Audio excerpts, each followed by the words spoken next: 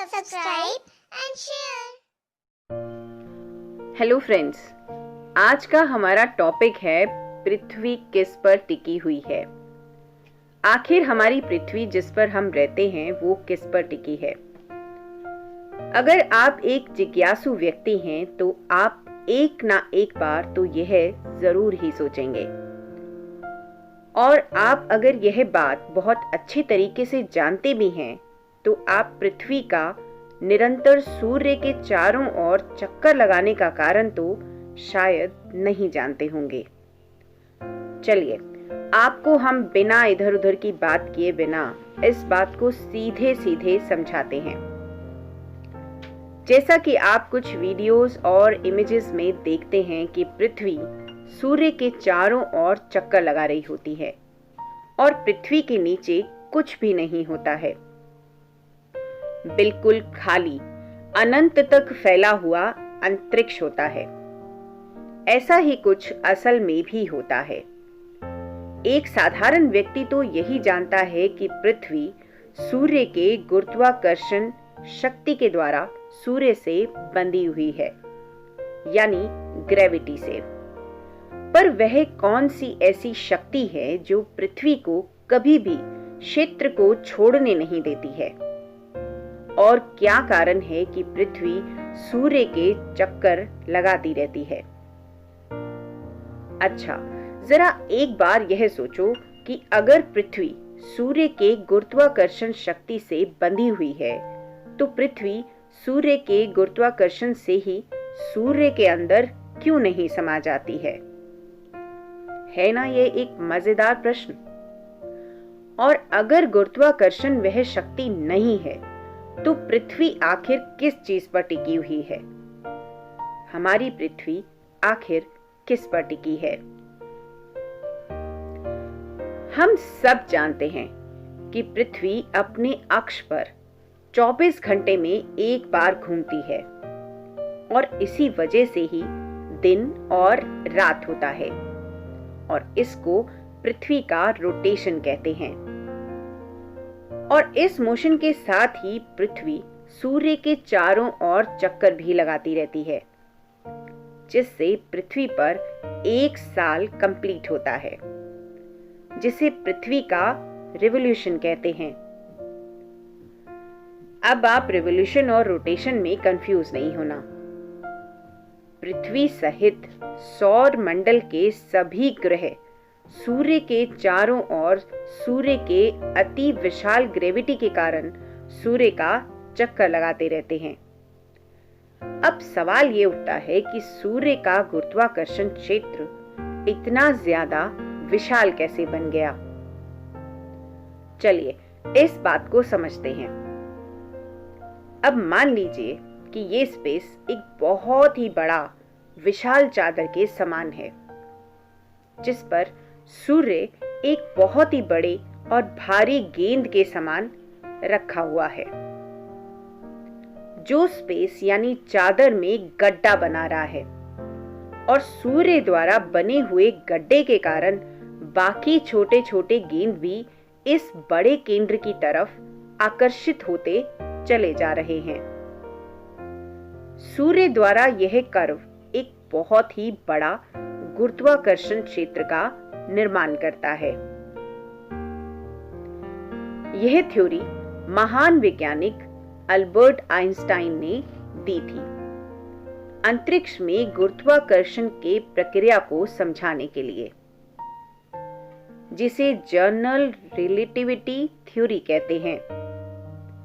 इसके according space time में मौजूद कोई भी बॉडी स्पेस को थोड़ा बेंड कर अपना खुद का कुछ दूरी तक हिल स्फीयर रीजन का निर्माण करती है, जिसके अंदर आने पर कोई भी पिंड उस पिंड का चक्कर काटने लगता है।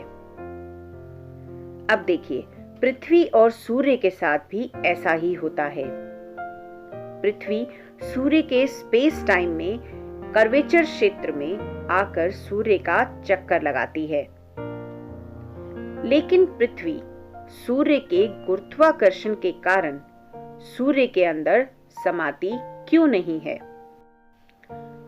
तो चलिए आप अपना फोकस इस बात की तरफ बढ़ा लीजिए, क्योंकि यह समझने में आपको बहुत ज्यादा मजा आने वाला है। देखिए, सूर्य का शेप पूरी तरीके से गोल है। पृथ्वी सूर्य के गुरुत्वाकर्षण के कारण सूर्य से ही बंधी हुई है। दरअसल हमारे पृथ्वी के घूमने की दिशा सूर्य के द्वारा पृथ्वी पर लगने वाले पुल के परपेंडिकुलर है। यानी अगर सूर्य अभी जिस स्थान पर है, अगर वह वहां पर नहीं होगा तो पृथ्वी बिल्कुल सीधी दिशा में अनंत तक ट्रेवल करती चली जाएगी। लेकिन सूरज चूंकि गोल है, इसलिए पृथ्वी जैसे ही सूर्य के एक कर्वेचर पॉइंट से दूसरे कर्वेचर पॉइंट तक पहुंचती है, सूर्य की कर्वेचर की वजह से वह सूर्य के गोल कर्व की तरफ गिरती चली जाती है। मतलब गोल सूर्य के वक्र पृष्ठ की तरफ मुड़ती हुई सूर्य के चारों ओर चक्कर लगाती चली जाती है, और इसी कारण से पृथ्वी सूर्य से बंधी हुई है और अंतरिक्ष में टिकी हुई है। इस बात को हम दोबारा समझते हैं। सूर्य का शेप पूरे तरीके से गोल है। पूरी पृथ्वी सूर्य के गुरुत्वाकर्षण के कारण यानी ग्रेविटी के कारण सूर्य से बंधी हुई है। दरअसल हमारे पृथ्वी के घूमने की दिशा सूर्य के द्वारा पृथ्वी पर लगने वाले पुल के परपेंडिकुलर है। यानी अगर सूर्य अभी जिस स्थान पर है, जिस जगह पर है, अगर वह मान लो वहां पर नहीं होगा तो पृथ्वी यानी हमारी अर्थ बिल्कुल सीधी दिशा में अनंत तक यानी लास्ट तक ट्रेवल करती चली जाएगी।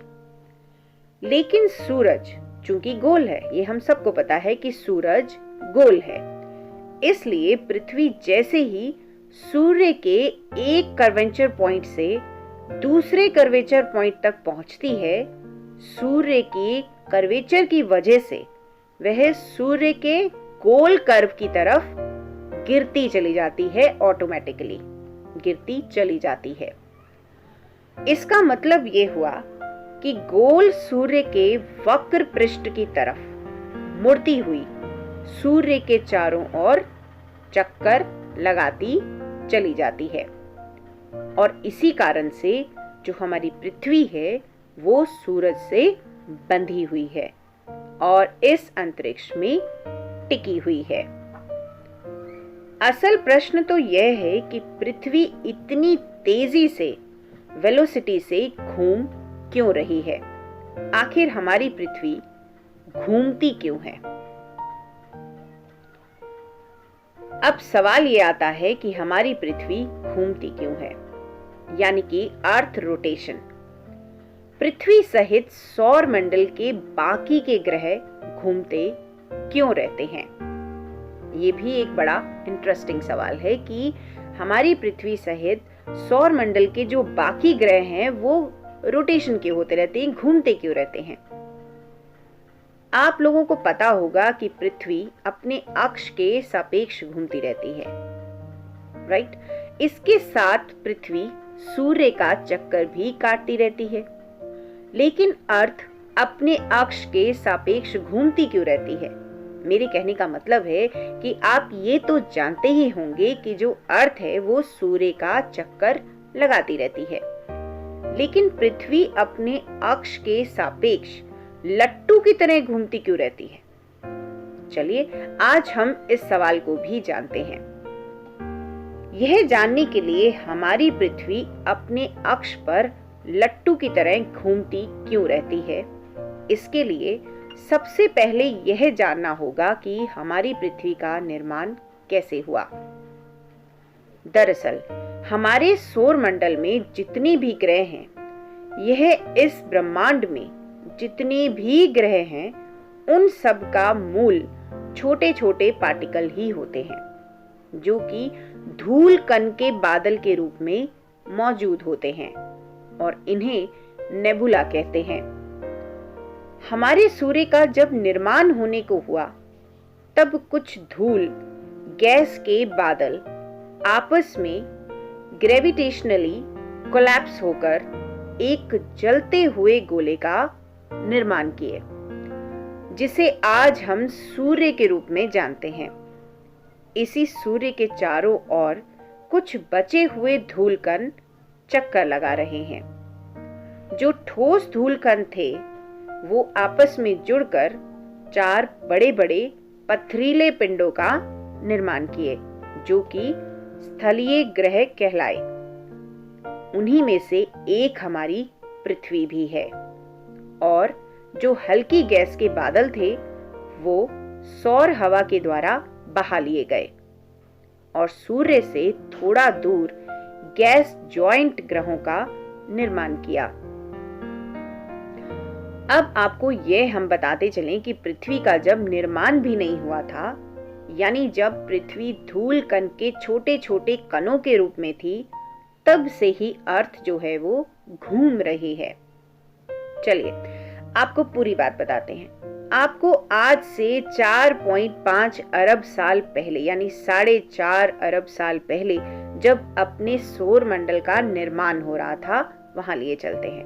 तब अपने नवजात सूर्य के चारों ओर गैस और धूल कण घूमते हुए एक डिस्क का निर्माण कर लिए थे। डिस्क में मौजूद धूल कण सूर्य के ग्रेविटी की तरह आकर्षित तो हो ही रहे थे, लेकिन अपने आप में ही गुरुत्वाकर्षण के कारण जुड़कर बड़े बड़े पिंडों का निर्माण भी कर रहे थे। यह disc conservation of angular momentum की वजह से लगातार घूमता जा रहा था। समय के साथ इस डिस्क में आज के हमारे सूर्य का निर्माण हुआ और डिस्क में सूर्य के चारों ओर घूमते हुए धूल कण भी आपस में घूमते हुए गुरुत्वाकर्षण के कारण, यानी ग्रेविटी के कारण, आपस में जुड़कर ग्रहों का निर्माण किए। जैसा कि मैंने आपको पहले भी बताया कि डिस्क में ग्रह घूमते हुए ही पैदा हुए थे। यही उनका निर्माण, यानी उनका निर्माण ऐसे ही हुआ है। अब आप जैसा कि जानते होंगे कि कोई वस्तु अगर मोशन में है तो वह तब तक मोशन में रहेगा जब तक उसके ऊपर कोई बाहरी बल ना लगे। सौर मंडल के ग्रहों के साथ भी ऐसा ही कुछ हुआ। ग्रहों का जन्म घूमते हुए ही हुआ और उन्हें कोई बाहरी बल ने रोका ही नहीं, इसलिए वह अपने अक्ष पर घूमते गए। अर्थ सहित बाकी के सारे ग्रह अपने इन रेटिया के कारण लगातार घूमते रहते हैं और सौर मंडल में स्थित लगभग सभी ग्रह एक ही दिशा में, यानी काउंटर क्लॉकवाइज दिशा में घूमते रहते हैं। केवल शुक्र और अरुण ही क्लॉकवाइज दिशा में घूमते रहते हैं। तो अब आप अर्थ रोटेशन के बारे में, यानी अर्थ रोटेशन इन हिंदी, हमारी जो पृथ्वी है वो घूमती क्यों रहती है, इस बारे में जान ही गए होंगे। जैसा कि अब आप इस परिकल्पना को जान ही गए होंगे, पृथ्वी अपने अक्ष पर लट्टू की तरह क्यों घूमती है, उसी तरह अब हमें यह जानना भी जरूरी है कि हमारी पृथ्वी सूर्य के चारों ओर घूमती क्यों रहती है। अगर आपको कंफ्यूजन हो रहा है तो मैं आपको बताती चलूं कि किस सूर्य के चारों ओर पृथ्वी के चक्कर लगाने को रिवोल्यूशन कहते हैं और वही पृथ्वी के अपने अक्ष पर घूमने को रोटेशन कहते हैं। अर्थ रिवोल्यूशन और अर्थ रोटेशन में अंतर है। पृथ्वी जब अपने अक्ष पर रोटेट करती है तब एक दिन का समय बीतता है। वही जब पृथ्वी सूर्य के चारों ओर एक चक्कर काट लेती है तब 365 दिन बीत जाते हैं। इसका मतलब ये हुआ कि सूर्य के चारों ओर एक चक्कर लगाने में पृथ्वी कुल 365 बार अपने अक्ष पर लट्टू की तरह घूम जाती है। पृथ्वी का सूर्य की तरफ चारों ओर चक्कर लगाना दरअसल इसका मूलभूत कारण है। सूर्य का पृथ्वी की कक्षा में अपनी ग्रेविटी को लगाना, यही वह कारण है जिसके कारण पृथ्वी सूर्य के चारों ओर चक्कर लगाती है। जिस प्रकार चंद्रमा पृथ्वी ग्रेविटी के कारण पृथ्वी के चारों ओर चक्कर काटता रहता है, और इसी तरह सौर मंडल के सारे ग्रह यानी सारे प्लैनेट सूर्य की ग्रेविटी के कारण ही सूर्य के चारों ओर चक्कर काटते रहते हैं। लेकिन आपको यह बात पता होनी चाहिए कि पृथ्वी सूर्य का चक्कर एक एलिप्टिकल पाथ में लगाती है, ना कि एक गोल सर्कल के रूप में। लेकिन प्रश्न यह उठता है कि पृथ्वी सूर्य का चक्कर एक एलिप्टिकल पाथ में ही क्यों लगाती है? इसका कारण यह है कि पृथ्वी की गति की दिशा सूर्य द्वारा पृथ्वी की ओर लगाए जाने वाले ग्रेविटेशनल पुल के परपेंडिकुलर है। अगर जिस स्थान पर सूर्य अभी है वहां पर अगर सूर्य नहीं होता तो पृथ्वी बिल्कुल सीधी दिशा में ट्रेवल करने लगती। लेकिन सूरज की ग्रेविटी पृथ्वी पर अपना असर लगाती है, जिसके कारण से पृथ्वी सूर्य के चारों ओर चक्कर लगाती है, जो कि लगभग वृत्ताकार शेप में ही है। अब देखिए, पृथ्वी का सूर्य की ओर चक्कर लगाना ये केवल सूर्य की ग्रेविटी पर ही निर्भर नहीं करता है, बल्कि सूर्य के आकार पर भी निर्भर करता है। चूंकि सूर्य एक गोलाकार गैस का गोला है, जिसके कर्व के कारण पृथ्वी लगातार सूर्य के कर्व की तरफ गिरती चली जा रही है। सूर्य की ग्रेविटी के कारण पृथ्वी सूर्य के साथ बंधी हुई सूर्य का चक्कर लगा रही है। तो ये थी अर्थ की संपूर्ण जानकारी। हमारी पृथ्वी किस पर टिकी है, हमारी पृथ्वी लगातार घूमती क्यों है और सूर्य के ही चक्कर क्यों लगाती रहती है। हमें उम्मीद है कि हमारी ये बातें आपके लिए काफी जानकारीपूर्वक होंगी। धन्यवाद।